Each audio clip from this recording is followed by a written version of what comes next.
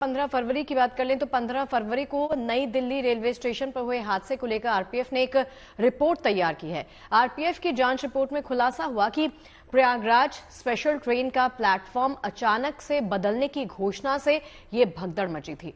Report में बताया गया कि आरपीएफ इंस्पेक्टर ने स्टेशन डायरेक्टर को स्पेशल ट्रेन को जल्द चलाने की सलाह दी थी। साथ ही प्रयागराज के लिए हर घंटे 1500 टिकट बेच रही रेलवे की टीम को तुरंत टिकट बेचने पर रोक लगाने के लिए कहा गया था। इस वक्त मैं नई दिल्ली रेलवे स्टेशन के ठीक उसी जगह पर मौजूद हूं जहां पर उस दिन भगदड़ मची थी और हादसा हुआ था। इस हादसे को लेकर आरपीएफ ने एक रिपोर्ट तैयार की है। रिपोर्ट में बताया गया है कि कैसे एक अनाउंसमेंट की वजह से भगदड़ मची। रिपोर्ट में बताया गया है कि प्लेटफॉर्म नंबर 12 जहां इस वक्त मैं मौजूद हूं, प्लेटफॉर्म नंबर 12 से शिवगंगा एक्सप्रेस जैसे ही रवाना हो जाती है, प्लेटफॉर्म नंबर 12, 13, 14, 15, 16 पर यात्रियों की भारी भीड़ जमा हो जाती है। ये जो फुट ओवर ब्रिज आप देख पा रहे हैं, दोनों तरफ के रास्ते पूरी तरह से जैम हो गए थे। इतनी भीड़ यहां पर जमा थी।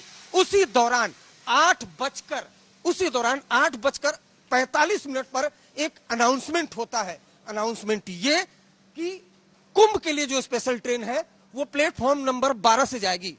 उसी दौरान कुछ देर बाद फिर अनाउंसमेंट होता है कि कुंभ के लिए जो स्पेशल ट्रेन है वो प्लेटफॉर्म नंबर 16 से जाएगी। ये अनाउंसमेंट सुनकर प्लेटफॉर्म नंबर 12, 13 और 14, 15 में जो यात्री मौजूद थे, जो प्रयागराज कुंभ के लिए जाने वाले थे, वो अचानक से तेजी से इस फुट ओवर ब्रिज पर चढ़ने लगते हैं, जबकि दूसरी तरफ से दूसरे पैसेंजर वो नीचे की तरफ आने लगते हैं और यहीं पर दोनों जो पैसेंजर हैं वो टकराते हैं। उसके बाद भगदड़ होती है और उस भगदड़ में 30 लोग घायल हो जाते हैं, जिनमें से 18 लोगों की मौत हो जाती है। जब इस पूरे कॉरिडोर पर 8:45 पर भीड़ थी और ये जो पूरा जो रास्ता है वो चौक हो गया था, जैम हो गया था, तब सीसीटीवी देखकर बाकायदा जो आरपीएफ के लोग थे वो स्टेशन डायरेक्टर को ये तक बोलते हैं कि प्रयागराज के लिए जो टिकट की बिक्री हो रही है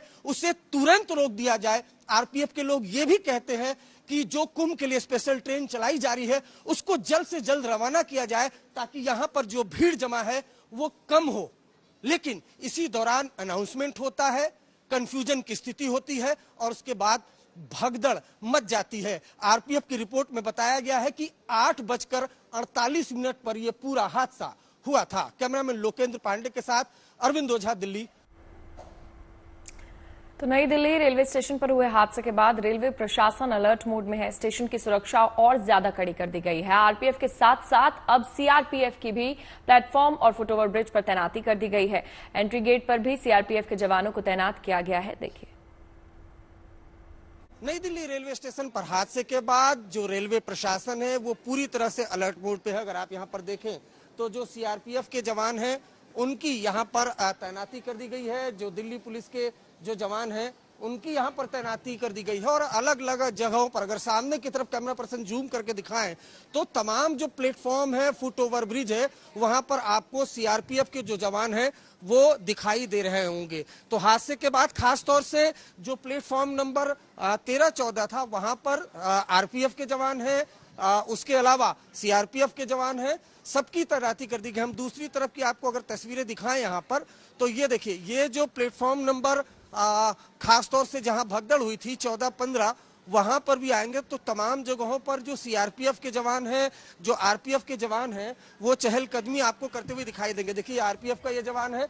दूसरी तरफ मेन एंट्री गेट पर जहां सबसे ज्यादा जरूरत होती है वहां पर अब आपको सीआरपीएफ के जवान दिखाई देंगे। तो ये जिस तरीके से लगातार भीड़ आती है यहाँ पर और खास तौर से जो कुंभ जाने वाले यात्री होते हैं वो आते हैं, उसको लेकर यहाँ अगर आप देखें तो बाकायदा खास तौर से इन जगहों से ये वो एंट्री पॉइंट है जहां से तमाम जो यात्री हैं वो आते हैं। इन जगहों पर अब सीआरपीएफ के जवानों की तैनाती कर दी गई, यानी अगर कोई क्राउड आता है बड़ी संख्या में तो उनको आसानी से कंट्रोल कर लिया जाएगा। तो एक तरफ आप देखिए आरपीएफ के जवान और दूसरी तरफ सीआरपीएफ के जवान।